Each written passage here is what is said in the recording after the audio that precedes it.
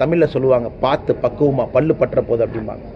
அந்த மாதிரி friendly questions அப்படியே ஃபுல் டாஸ் மாதிரி போட்டு அந்த இன்டர்வியூவர் யார் இன்டர்வியூ எடுத்தாரோ அவரே வந்து உதயநிதி கோச்சிங்கும் கொடுத்து மொத்தம் எனக்கு தெரிந்து 38 கேள்விகள் கேட்டிருக்காருன்னு நினைக்கிறேன்னா, ஒரு கேள்விக்கு சராசரியாக எனக்கு தெரிந்து ஒரு நிமிஷத்துக்கு கீழே அந்த 45 நிமிஷம் இன்டர்வியூவில் 38 கேள்வி கேட்டிருக்காங்க.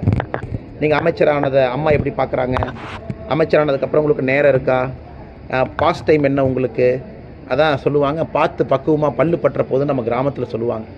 அந்த மாதிரி நம்ம இன்டர்வியூ எடுத்த நம்முடைய பத்திரிகை நண்பர் அப்படியே பக்குவமாக உதயநிதி ஸ்டாலினுக்கு அவரே பந்து போட்டு அவரே பேட்டிங் கோச்சிங் கொடுத்து அந்த கேள்விக்கு ப்ராம்ப்ட் வேறு பண்ணுறாரு. அவரே கேள்விக்கும் அவரே ஆன்சரும் கொடுக்குறாரு. நண்பர் அவர் பத்திரிகையாளர் நண்பர் அவரே ப்ராம்ப்ட்டும் பண்ணுறாரு. அவ்வளோ கோச்சிங் கொடுத்து உதயநிதி ஸ்டாலினை ஒரு இன்டர்வியூவில் நடிக்க வைக்கணுமாங்கண்ணே. அதனால் நேற்று உதயநிதி ஸ்டாலின் அவர்களுடைய அந்த செய்தியாளர் 1-to-1 நெறியாளர் சந்திப்பு என்பது ஒரு ஃப்ரெண்ட்லி மேட்சாக, ஒரு ஃப்ரெண்ட்லியாக பால் போட்டு அப்படியே பார்த்து பக்குவமாக விளையாடுங்க அப்படிங்கிறத நான் பார்த்தேனே. அதில் நிறைய ஊடக சங்கங்கள் அசோசியேஷன் அவங்கெல்லாம் என் மேலே காலையில் அண்ணாமலை ஒரு ப்ரெஸ் மீட் கொடுத்தாரு, இப்படி பேசினார் அப்படி பேசினார், கண்டன அறிக்கை கொடுத்துருக்காங்க. ஆனால் எனக்கு என்ன பேசுறதுனே தெரிலண்ணா. கொங்கு பகுதியில் தமிழகத்தில் இருக்கக்கூடிய ஒரு வழக்காடு மொழியில் பேசினா அதை குற்றம் சுமத்துறாங்க. அதனால் இவர்களுக்கு பிரச்சனை வந்து அண்ணாமலையினுடைய பேச்சு இல்லை, தமிழகத்தில் இருக்கக்கூடிய ஊடக சங்கங்களுக்கு அண்ணாமலையின் மீது பிரச்சனை, அண்ணாமலை பேச்சு மீது பிரச்சனை இல்லை. எங்கள் வீட்டில் ஒரு விவசாய குடும்பத்தில் ஒரு மாட்டை பால் கறக்கணுன்னா காம்புக்கு வந்து எண்ணெய் போட்டு நீவி பக்குவமாக பார்த்து அதன் பிறகு மாட்டினுடைய கண் அந்த பாலை ஊட்டும், அதன் பிறகு தான் நாம் பால் பீச்சுவோம். அந்த கண்ணு ஊட்டும் பொழுது பார்த்து பக்குவமாக பல் படாமல் அந்தளவுக்கு கேர்ஃபுல்லாக அது திரும்ப நீவி அதன் பிறகு பால் பீச்சுவோம்.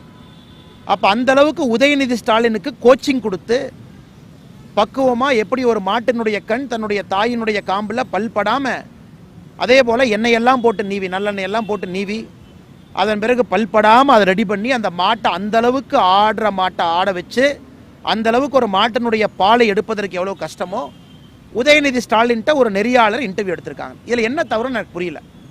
மன்னிப்பு ஒரு ஊடக மன்றம், இன்னொரு மன்றம் ஆர்ப்பாட்டம் பண்ணுவேன், இன்னொரு மண்டபம் புறக்கணிப்பேன். ஆனால் நானும் ஆரம்பத்திலிருந்து பார்த்து கொண்டிருக்கின்றேன், எல்லாத்துக்கும் எல்லாம் இருக்குது. அண்ணாமலையை பொறுத்தவரை என்னுடைய பேச்சில் என்ன பேசுகிறேன் அப்படிங்கிறதுல மிக தெளிவாக உணர்ந்து தான் நான் பேசுகிறேன். நாளை மறுநாளும் இந்த வழக்காடு மொழியை நான் பயன்படுத்தத்தான் போகிறேன். எந்த அளவுக்கு இதை தவறாக புரிஞ்சிருக்கிறாங்கன்னா அவங்க எல்லாருமே போய் ஒரு சைக்காலஜிஸ்ட்ட தன்னுடைய தலையை கொடுத்து எக்ஸாமின் பண்ணணும். they should go their head examined by a reputed psychologist. போய் கிளினிக்கல் சைக்காலஜிஸ்ட் கொடுத்து எந்த வார்த்தை சொன்னாலும் கூட ஒரு வன்மத்தை கற்பித்து அதில் ஒரு வன்மத்தை பார்த்து தமிழகத்தில் ஒரு கும்பல் கிளம்பி இருக்கு.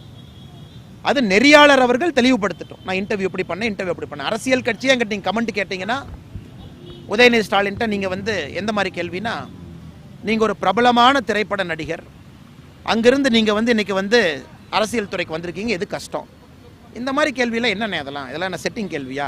இதற்காகத்தான் பார்த்து பல்படாமல் எப்படி ஒரு மாட்டிலே பால் கறப்பீங்களோ அந்த மாதிரி உதயநிதி ஸ்டாலினை தொடவி ஒரு மாட்டினுடைய காம்புக்கு இதை தொடவினா உடனே இதுக்கு ஒரு குரூப் கிளம்பிடுவாங்க. அதனால் நான் நண்பர்கள்ட்ட மறுபடியும் கேட்டுக்கிறேன், நான் பேசுகிறதில் தேவையில்லாத ஒரு குரூப்பு அதில் வன்மத்தை கலந்து நீங்கள் பார்க்க ஆரம்பிச்சிங்கன்னா கஷ்டம் உங்களுக்கு தான், எனக்கு கிடையாது. நீங்கள் கேள்வி கேட்குறீங்க, ஸ்ட்ரைட்டாக பதில் சொல்கிறேன். அதான் என்னுடைய ஸ்டைல். நான் வழக்காடு மொழியை நிறையா பயன்படுத்துகிறேன். எங்கள் ஊரில் இன்றைக்கும் பயன்படுத்துகிற வழக்காடு மொழி, எங்கள் தோட்டத்தில் இன்றைக்கும் பயன்படுத்துகிற வழக்காடு மொழி. அதுக்கு புரியல, எனக்கு அதை பற்றி தெரியலன்னு ஒத்துக்குங்க. அதற்காக வன்மத்தை தயவு செஞ்சு கற்பிக்காதீங்க. இது பத்திரிகை நண்பர்கள் மூலமாக மறுபடியும் அதே நண்பர்களை மறுபடியும் சந்திக்கிறதுனால் என்னுடைய பேச்சில் பிரச்சனை இல்லை, பார்க்குறவங்களுடைய கண்ணிலும் மனசிலும் வன்மம் இருக்குது, அதான் பிரச்சனையோ தவிர அண்ணாமலை பேச்சிலே பிரச்சனை இருப்பதாக தெரியல. அண்ணாமலையின் மீது பிரச்சனை. எத்தனை எதிர்ப்பீங்க நீங்கள்? குறிப்பாக ஒரு குரூப் இங்கே உட்கார்ந்துருக்காங்க, உங்களுக்கு அப்படி பண்ணி ஒரு பட்டத்திலவசரை கொண்டு வந்து நீ தொடவி கொடுத்து அவரை நீங்கள் பெரியாள் ஆக்கணும்னா தயவு செஞ்சு பெரியாள் ஆக்குங்க. ஆனால் எங்கிட்ட கேட்டிங்கன்னா என்னுடைய கருத்து இப்படி தான் இருக்குமோ தவிர யாருக்கும் பயந்து பேசக்கூடிய ஆள் நான் கிடையாது. அதனால் எந்த காரணத்துக்கு இந்த மன்னிப்பு கூந்தல்லாம் கேட்க முடியாதுங்க. மறுபடியும் நாளைக்கு ஒரு இடத்துல இந்த பதத்தை பயன்படுத்த வேண்டும் என்றால் நிச்சயமாக பயன்படுத்துவேன். என்னை பொறுத்தவரை அதில் 1% தவறு எங்கேயும் நான் பார்க்கவில்லை.